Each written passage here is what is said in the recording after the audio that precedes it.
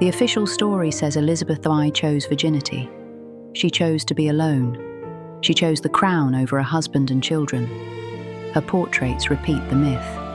A perfect white face, ageless hair, jewels worn like armor. This was the Virgin Queen, whose body belonged only to England. Court papers and medical notes hint at something much darker. The records show a woman scarred by smallpox. She was terrified by the prospect of pregnancy. She was plagued by chronic migraines and stomach pain. A queen was caked in poisonous makeup. She hid pits and discoloration under it. She wore wigs over thinning hair and scarred skin. Her own physicians recorded irregular periods. They documented fevers and digestive attacks. Private letters discovered in 1983 mention anxiety that never truly let go. Ambassadors wrote about rotting teeth and a stench of decay. This decay was hidden behind the white mask. The propaganda sold a symbol. The records reveal a woman whose body broke down in real time. Men and women around her fed relentlessly off the lie. The childhood of the Virgin Queen began with blood. She was 2 when her mother, Anne Boleyn, was beheaded. It was done on her father's orders. The message was unmistakable. In this family, marriage could kill you. Elizabeth watched Henry VIII move through 6 wives. 1 died in childbirth. 2 were executed for treason and sexual scandal. 1 survived only by outliving him. Every stepmother's story carried the same warning. A queen's body was always a battlefield. If she bled at the wrong time, she risked execution. If she failed to produce a son, she risked execution. If she attracted the wrong rumor, she could lose her head. Then came Thomas Seymour. He was her guardian's brother-in-law. Seymour was one of the most dangerous men at court. Witness testimony states he visited the teenage princess in her bedroom at dawn. He tickled her through the bedclothes.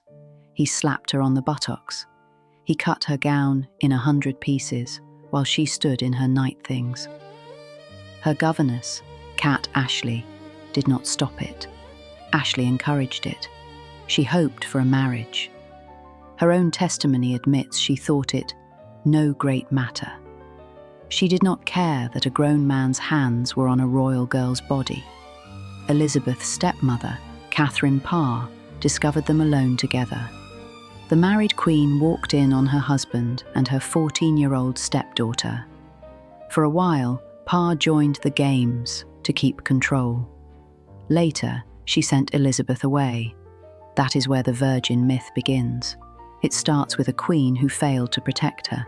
It begins with female complicity in a powerful man's obsession. It began with a girl learning that her body was currency in other people's plans. Elizabeth came to the throne already marked, physically and psychologically. By 1554, she had felt the tower's stone walls closing around her. This was under her half-sister, Mary I. She slept in the same fortress where her mother had awaited execution. Her ladies watched her every movement. Servants listened outside doors. Any whispered word could be reported. Mary saw her as a threat. Elizabeth learned another hard lesson. Sisterhood meant nothing when a crown lay between 2 women. When she was released, she was on a leash. She understood that one wrong marriage could cost her the throne. It could also cost her life. By October 1562, the illness arrived. Smallpox nearly killed her. Medical accounts describe a raging fever. They detail delirium. Her entire body was covered in pustules.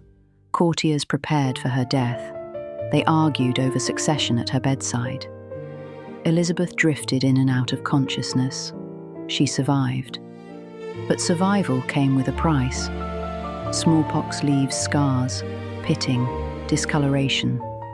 For a woman whose face would become a national symbol, this was more than a medical event. It became an image emergency.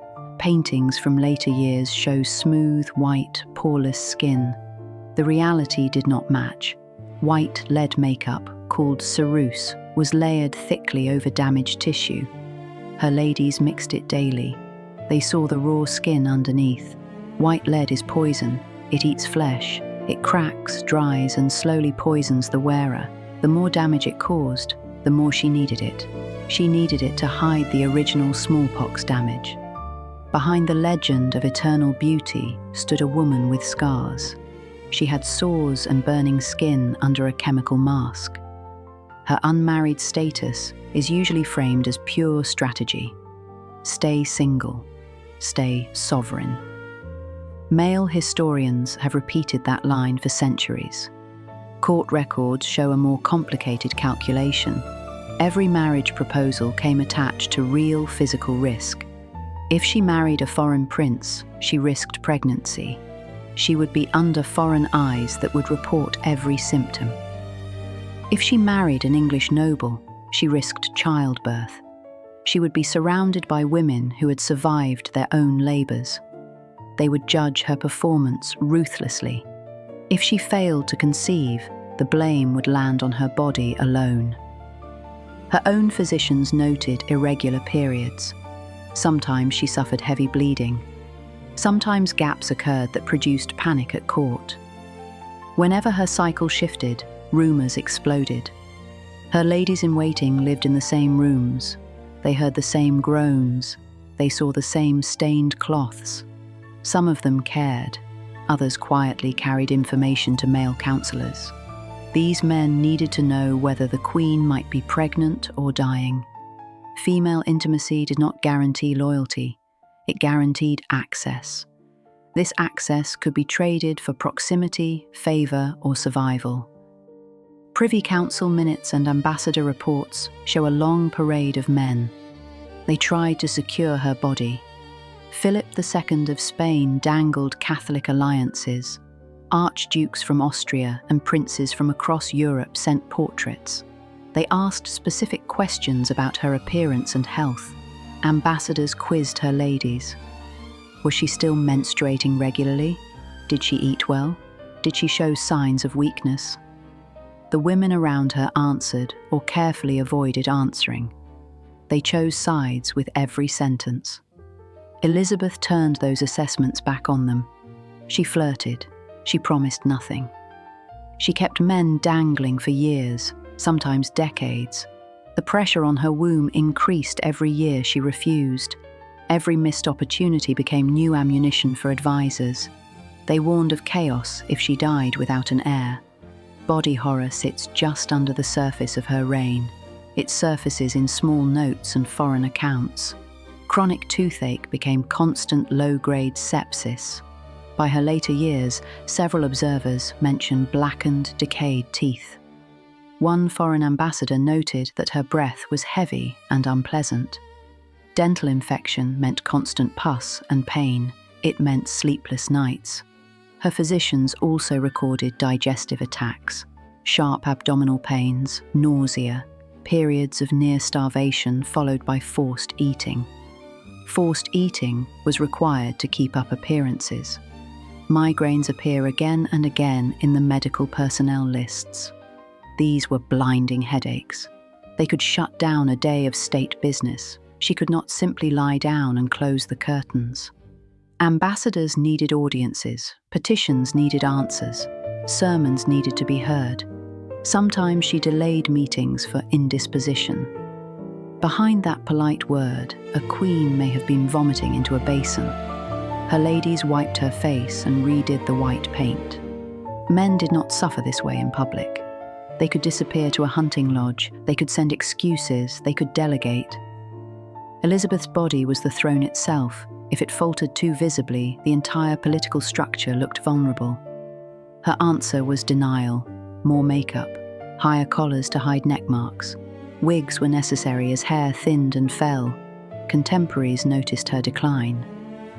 Some of the scorn came from other women. Younger ladies smirked at the obvious wigs. Foreign noblewomen mocked the cracking mask of white. Behind fans and veils, they discussed her bad teeth and fading skin. They did this even as they bowed and called her Majesty. The beauty myth was not just shattered, It was actively ridiculed by those benefiting from it. Female betrayal circles her most intimate relationships. Her cousin Lettice Knollys is one clear example. Lettice was younger and beautiful. She was part of the Queen's inner female circle. She also attracted Robert Dudley, the Earl of Leicester. Dudley was Elizabeth's favourite man. When Lettice married Dudley in secret, the blow was not just romantic, it was symbolic. A younger woman took the one man Elizabeth allowed closest. She shared the Queen's hair colour and features. When the marriage emerged, Elizabeth erupted. Witnesses described her calling Lettice she-wolf. They reported that the Queen struck her. Lettice was banished from court, effectively exiled. Female loyalty meant nothing against the chance to be queen or the power of a favoured man. The court's women took sides. Some sympathised with Elizabeth. They saw an ageing queen humiliated by a rival. Others whispered that Lettice had been clever. She secured a powerful husband rather than waiting forever. Elizabeth reacted by tightening the leash on her remaining ladies. She chose their dresses. She policed their jewellery. If a gown seemed too elaborate, she might order it altered or destroyed. Appear too pretty, too eye-catching, and the Queen could turn on you. Some women played into that jealousy deliberately. They hoped to catch a male eye by provoking a scene. Others shrank back. They chose plain fabrics to survive. Sisterhood became a minefield. The same woman who held your hand during a migraine could testify against you later. She could be questioned over private conversations by male counsellors. The same maid who laced your gown might casually repeat details about your body to a foreign envoy's spies. The jackpot of the Virgin Queen myth lies in silence. It rests at the intersection of power and pain. First reveal: the physical cost of the image. She used white lead and vinegar for decades to maintain that pale, untouched face. It burned and cracked the skin beneath. It caused hair loss. It may have damaged her nerves and internal organs. Ladies saw the raw patches when the mask came off. They saw the sores at the hairline. They saw the inflamed skin at the jaw. One wrong comment, one look of pity, and they risked punishment. So they praised her beauty. They dabbed ointment on chemical burns. Second reveal: the medical uncertainty around her fertility was an open secret at court. Physicians kept quiet publicly. The pattern was obvious. She never carried a pregnancy. Her cycles were erratic. They were sometimes absent. There is no proof of hidden babies or secret births. There is evidence of a body that did not cooperate with dynastic expectations. That failure was never officially his fault. There was no husband to blame. So the blame curved back onto her alone. Rumours about deformity appeared later. Hostile writings suggested intersex conditions. These claims tell us less about her actual body. They reveal more about the need to insult a powerful woman.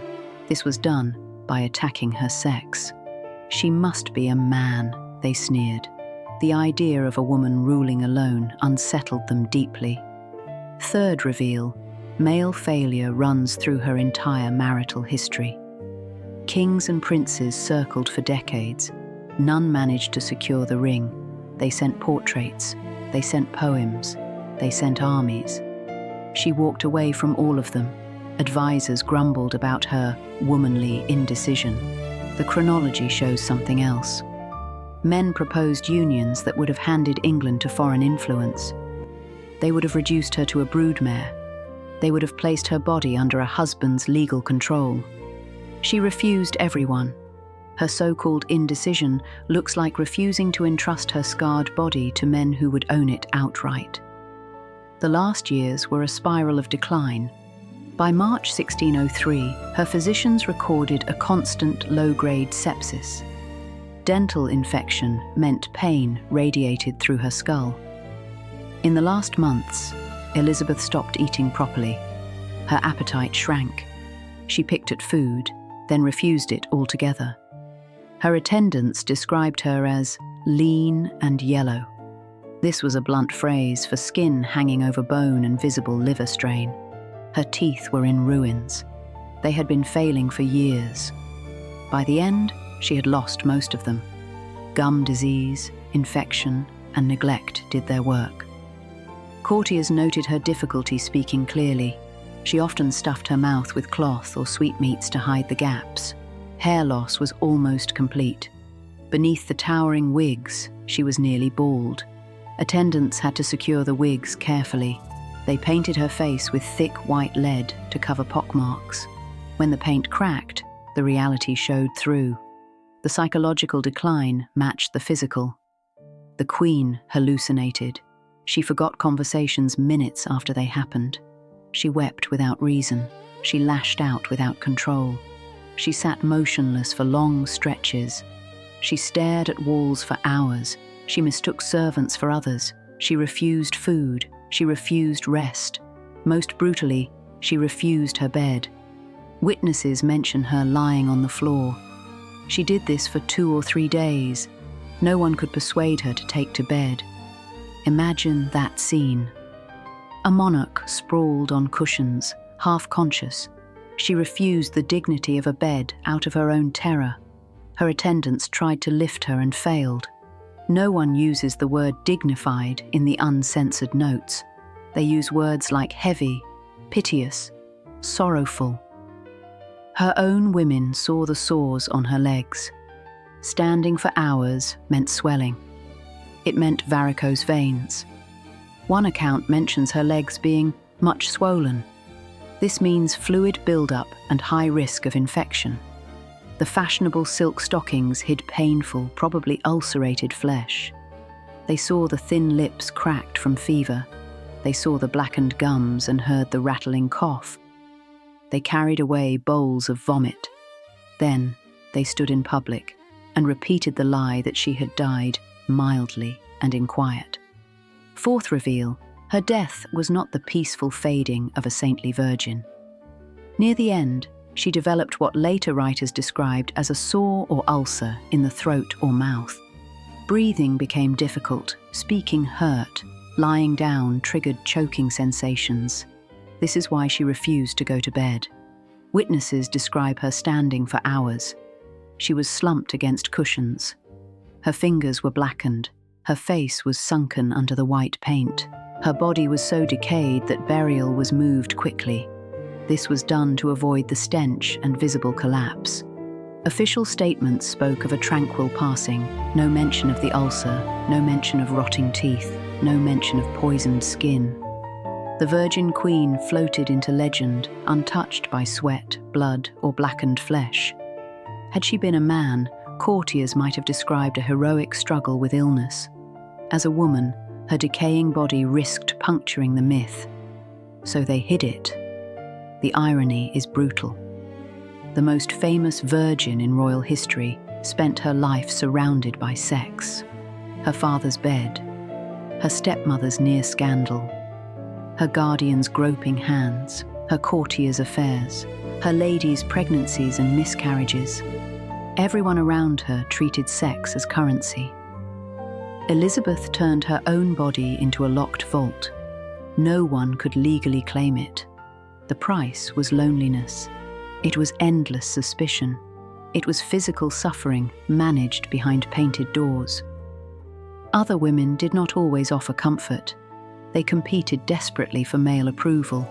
This meant mocking the Queen's aging face behind her back.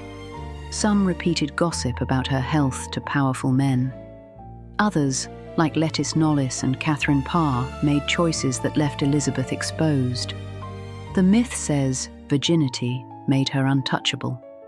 The archives show a woman whose body was discussed, measured, and judged more than almost any of her contemporaries. This was done by men and women alike. Censored passages show that some writers originally included darker material. References to her body being very loathsome, to spots and sores, and to a lamentable state appear faintly in early drafts. Scribes later crossed them out. Editors pasted over them. They replaced them with softer phrases. The women closest to her chose silence. No lady-in-waiting left a blistering account of the decay. No one wrote, "We painted her face while it peeled." Instead, they left hints between lines. They let male chroniclers wrap everything in religious language: peaceful, pious, patient. Words that function like perfume over a sick room.